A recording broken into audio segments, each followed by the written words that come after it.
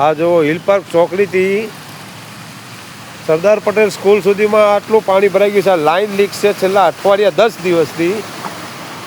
આમાં કોઈ નગરપાલિકા કે મહાનગરપાલિકા કોઈ ધ્યાન નથી આપતું. આ જોઈ લો, આ કેટલી આટલું ટ્રાફિક છે. બધાને હાલવામાં ચાલવામાં વાહન ચાલકોને કેટલી તકલીફ પડે છે જોવો.